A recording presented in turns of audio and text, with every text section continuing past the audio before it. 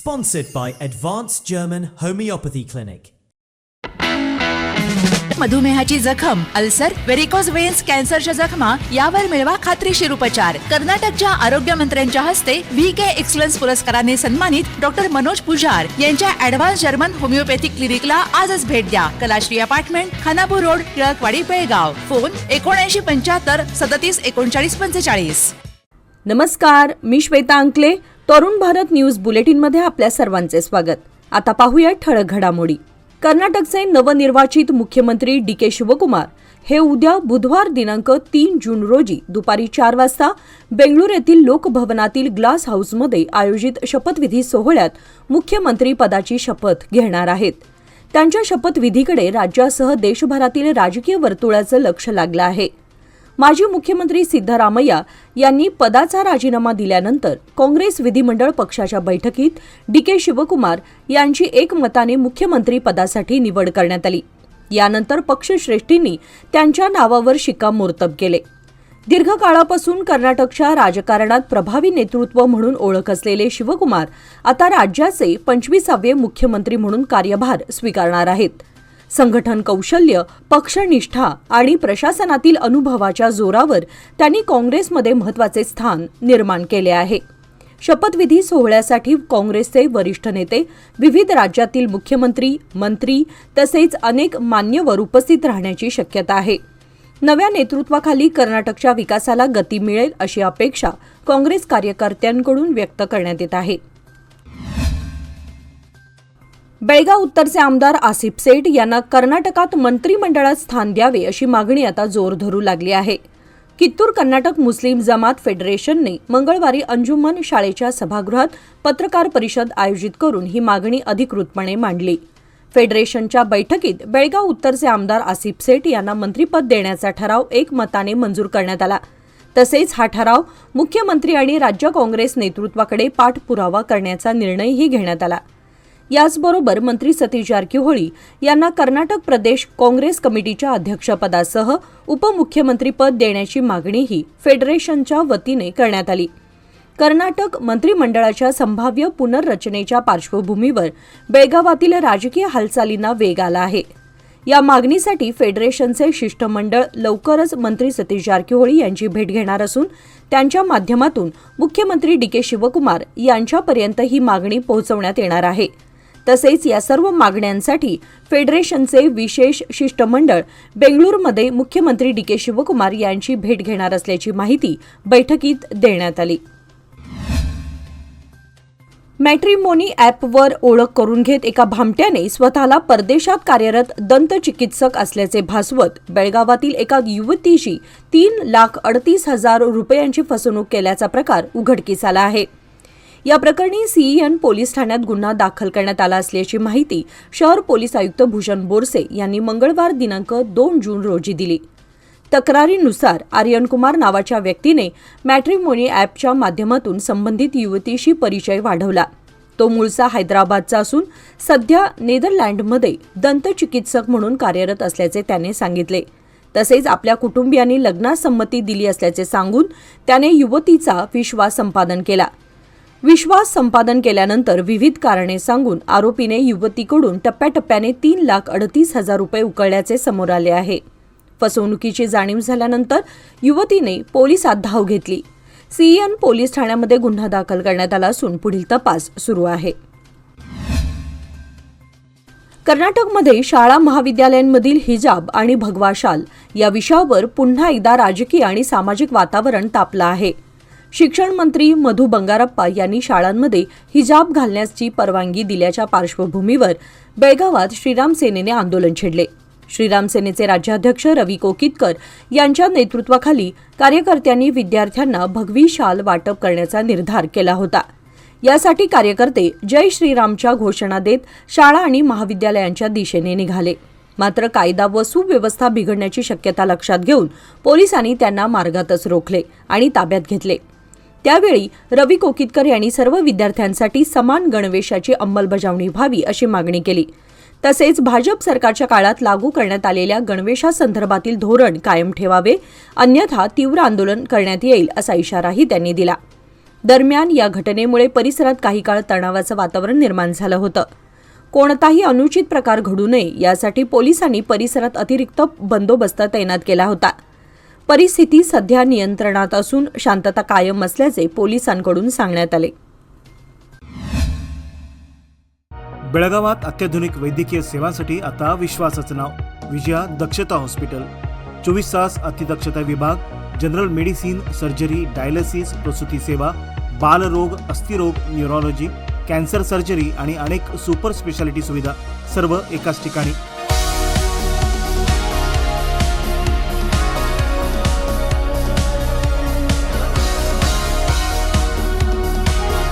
अनुभवी डॉक्टर, आधुनिक तंत्रज्ञान आणि रुग्णांसाठी मनापासून सेवा.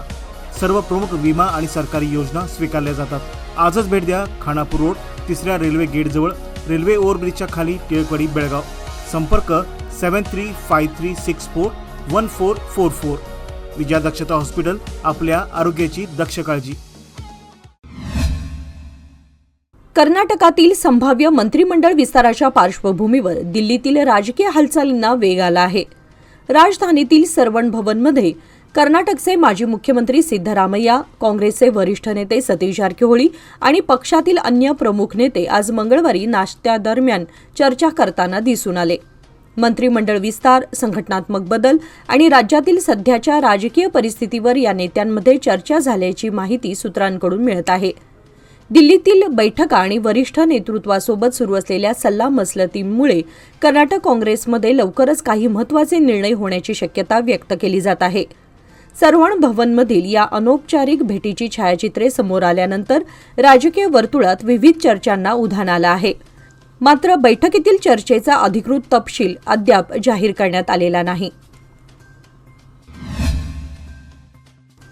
हिरेबागेवाडी पोलिसांनी मोटारसायकल चोरी प्रकरणातील एका संशयित आरोपीला अटक करून त्याच्याकडून सुमारे 2,55,000 रुपये किमतीच्या 5 मोटारसायकली जप्त केल्या आहेत. हिरेबागेवाडी पोलीस ठाण्यामध्ये गुन्हा दाखल केला असून तपास सुरू असताना पोलिसांनी लक्ष्मण विरुपाक्षी कणबर्गे व 31 याला अटक केली आहे. बेळगाव शहरचे पोलीस आयुक्त भूषण बोरसे आणि पोलीस उपायुक्त नारायण भरमणी, निरंजन अर्स तसेच एसीपी BM गंगाधर यांच्या मार्गदर्शनाखाली हिरेबागेवाडी पोलीस ठाण्याचे PSI BK मितगारा यांनी तपासाची सूत्रे हाताळली. या कारवाईत पोलीस निरीक्षक SK होलन्नवर, PSI अविनाश यरगोप्पा यांच्यासह पथकाने महत्त्वाची भूमिका बजावली. या यशस्वी कारवाईबद्दल बेळगाव शहर पोलीस आयुक्तांनी संबंधित पथकाचे कौतुक केले आहे.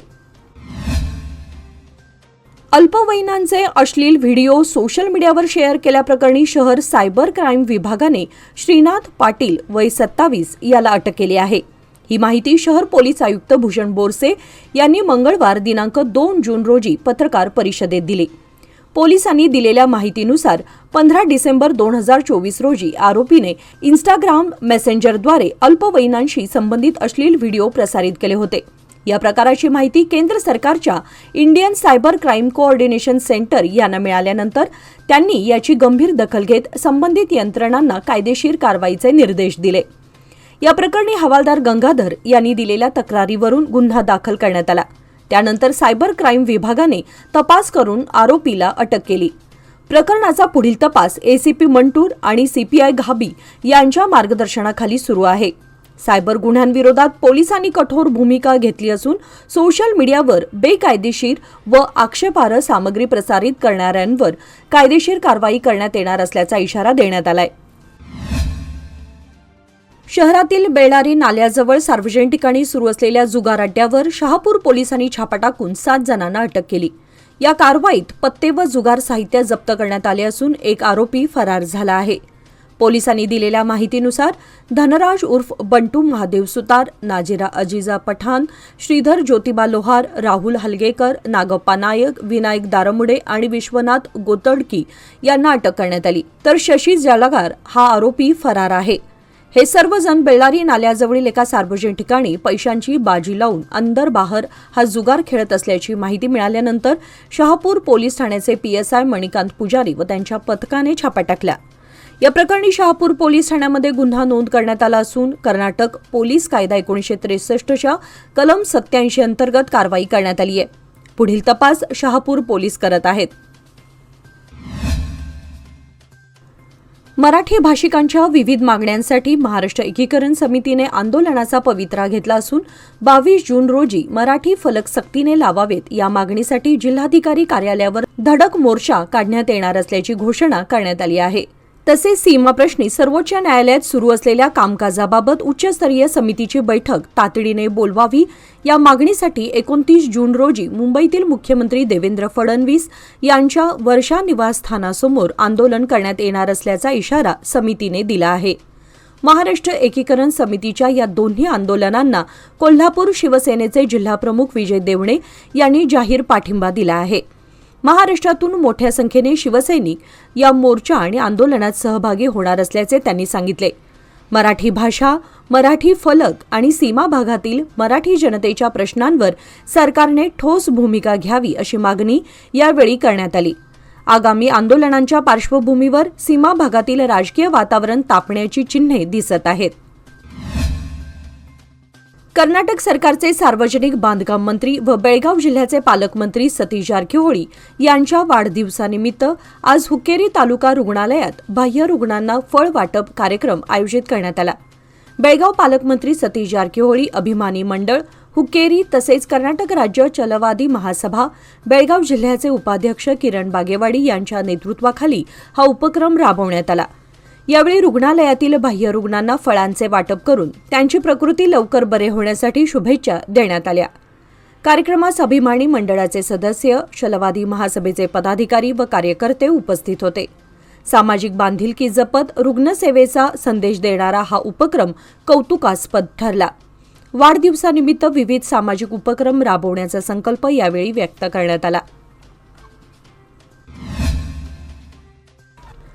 दूध व्यवसायातून कुटुंबाच्या उत्पन्नाला हातभार लागावा या उद्देशाने जत्राट येथील शेतकरी जनार्दन कृष्णा हरदारे यांनी अवघ्या 8 दिवसांपूर्वी 1,30,000 रुपये किमतीची गाय खरेदी केली होती.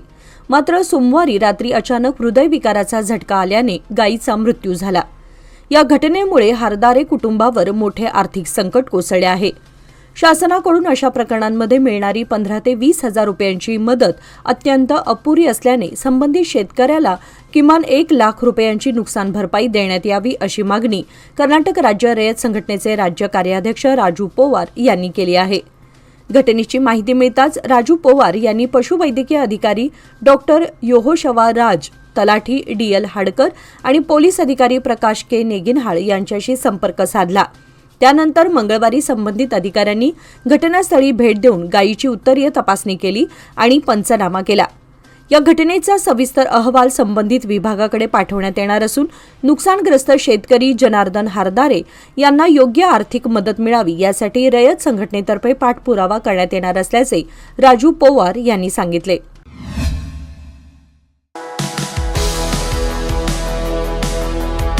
अधिक मासानिमित्त सोन्या चांदीच्या खरेदीसाठी सर्वोत्तम ठिकाण DK हेरेकर ज्वेलर्स. अधिक मास हा पवित्र आणि शुभ काळ आणि याच काळात चांदीच्या वस्तूंना विशेष धार्मिक महत्त्व. पूजेसाठी आकर्षक चांदीची भांडी, देवमूर्ती, ताट, वाट्या, समई, पैजण, निलांजन आणि सुंदर भेटवस्तूंचे खास कलेक्शन. उत्कृष्ट कारागिरी, विश्वासार्ह गुणवत्ता आणि आकर्षक डिझाईन्स ग्राहकांची पहिली पसंती. आजच भेट द्या श्री विठ्ठल भवन संयुक्त महाराष्ट्र चौकाजवळ खडे बाजार बेळगाव, तसेच तेली पाटील गली शापूर बेळगाव येथील शोरूमला. DK हेरेकर ज्वेलर्स, विश्वास, परंपरा आणि तेजाचा संगम. लोकमान्यच्या मुदत ठेव योजना म्हणजेच सुयोग्य कालावधी सर्वोत्तम व्याजदर. आता तुमच्या गुंतवणुकीवर मिळवा 10.10% परतावा. अधिक माहितीसाठी आजच संपर्क करा 1800212405. लोकमान्य, प्रत्येक पावलावर तुमच्या सोबत. योजना फक्त सभासदांकरिता. नियम व अटी लागू. बेळगावचे खासदार जगदीश शेट्टर यांनी मंगळवारी कनेरी मठाला सदिच्छा भेट देऊन तेथील आयुर्धाम केंद्राच्या विविध उपक्रमांची माहिती घेतली. भारतीय सनातन परंपरेतील औषधी ज्ञान, आयुर्वेद आणि नैसर्गिक उपचार पद्धतींचा वारसा जपणाऱ्या आयुर्धाममध्ये त्यांनी विविध औषधी वनस्पतींची पाहणी केली. यावेळी आयुर्धाममधील वैद्यकीय तज्ज्ञांनी औषधी वनस्पतींचे औषध निर्मितीतील महत्त्व, त्यांचे आरोग्यविषयक फायदे तसेच सुरू असलेल्या संशोधन कार्याची सविस्तर माहिती दिली. भारतीय परंपरेतील वैज्ञानिक दृष्टिकोन आणि आरोग्य संवर्धनासाठी आयुर्वेदाचे योगदान याबाबतही चर्चा करण्यात आली. यानंतर खासदार शेट्टर यांनी कन्हेरी मठाचे पीठाधीश्वर पूज्य श्री काडसिद्धेश्वर स्वामीजी यांची भेट घेऊन त्यांचे आशीर्वाद घेतले. स्वामीजींनी समाज कल्याण, निरोगी जीवनशैली आणि भारतीय संस्कृतीच्या जतनासाठी सुरू असलेल्या उपक्रमांविषयी मार्गदर्शन केले. याप्रसंगी विधान परिषदेचे सदस्य हनुमंत नेराणी, भाजपचे राज्य सरचिटणीस पी. राजीव, विजयपूर भाजप जिल्हाध्यक्ष गुरुलिंगप्पा अंगडी, विजूगौडा पाटील यांच्यासह अनेक मान्यवर उपस्थित होते. रायबाग तालुक्यातील शिरगूर गावाजवळ कृष्णा नदीच्या काठावर खेळत असताना 7 वर्षीय मुलाचा पाण्यात बुडून मृत्यू झाल्याची हृदयद्रावक घटना घडली. मुलाला वाचवण्यासाठी नदीत उडी मारलेल्या आईची प्रकृतीही बिघडली असून तिच्यावर खासगी रुग्णालयात उपचार सुरू आहेत. उगार खुर्देतील मूळ रहिवासी व सध्या शिरगूर येथे आईसोबत वास्तव्यास असलेला प्रणव सुनील कांबळे वय 7 हा या दुर्घटनेत मृत्युमुखी पडलेला मुलगा आहे. मिळालेल्या माहितीनुसार रविवारी सकाळी प्रणवची आई पूजा कांबळे या कपडे धुण्यासाठी कृष्णा नदीकाठी गेल्या होत्या. त्यावेळी त्यांच्यासोबत असलेला प्रणव नदीच्या पाण्यात खेळत असताना अचानक खोल पाण्यात गेला आणि बुडू लागला. हे पाहताच घाबरलेल्या आईने मुलाला वाचवण्यासाठी तात्काळ नदीमध्ये उडी घेतली. घटनेची माहिती मिळताच नातेवाईक आणि ग्रामस्थांनी घटनास्थळी धाव घेत आईला पाण्याबाहेर काढले. मात्र तोपर्यंत त्या बेशुद्ध झाल्या होत्या. त्यांना तातडीने कुडची येथील खासगी रुग्णालयात दाखल करण्यात आले असून त्यांच्यावर उपचार सुरू आहेत. दरम्यान मुलगा पाण्यात बेपत्ता झाल्याने स्थानिकांच्या माहितीनुसार अग्निशमन दलाच्या पथकाने घटनास्थळी धाव घेतली. अग्निशमन कर्मचाऱ्यांनी नदीत सखोल शोध मोहीम राबवत प्रणवचा मृतदेह नदीतून बाहेर काढला. विजापूर जिल्ह्यातील चडचण तालुक्यातील बरडोल गावामध्ये झालेल्या भीषण रस्ता अपघातात एका महिलेचा मृत्यू झाल्याची दुर्दैवी घटना घडली आहे. रस्त्याच्या मधोमध बांधण्यात आलेल्या स्पीड ब्रेकरमुळे हा अपघात झाल्याचा आरोप करण्यात आला असून स्थानिक नागरिकांमध्ये तीव्र संताप व्यक्त होत आहे. मिळालेल्या माहितीनुसार मावीहळ्ळी गावाहून इस्लामपूरकडे पती पत्नी दुचाकीवरून प्रवास करत होते. यावेळी बरडोल गावाजवळ रस्त्यावर असलेल्या स्पीड ब्रेकरमुळे दुचाकीवरील नियंत्रण सुटले आणि दोघेही खाली पडले. या अपघातात 55 वर्षीय मुमताज अब्दुल शेख यांचा जागीच मृत्यू झाला. त्यांच्या निधनामुळे कुटुंबियांवर दुःखाचा डोंगर कोसळला असून त्यांचा आक्रोश हृदयद्रावक आहे. मृत महिलेचे पती अब्दुल शेख यांनी सार्वजनिक बांधकाम विभागावर गंभीर आरोप केले आहेत. रस्त्यावर बांधण्यात आलेल्या स्पीड ब्रेकरमुळेच हा अपघात झाल्याचा दावा त्यांनी केला आहे. सुमारे 3 महिन्यांपूर्वी या रस्त्यावर 2 स्पीड ब्रेकर बांधण्यात आले होते. त्यानंतर आजपर्यंत याच ठिकाणी 15 ते 20हून अधिक गंभीर अपघात घडल्याचे त्यांनी सांगितले. स्थानिकांच्या म्हणण्यानुसार वारंवार अपघात होत असतानाही संबंधित अधिकाऱ्यांनी कोणतीही कायमस्वरूपी उपाययोजना केलेली नाही. या पार्श्वभूमीवर दोषींवर कठोर कारवाई करावी तसेच रस्ते सुरक्षेच्या उपाययोजना तातडीने सुधाराव्यात अशी मागणी नागरिकांकडून करण्यात येत आहे. दरम्यान पोलिसांनी या प्रकरणाची नोंद करून तपास सुरू केला आहे.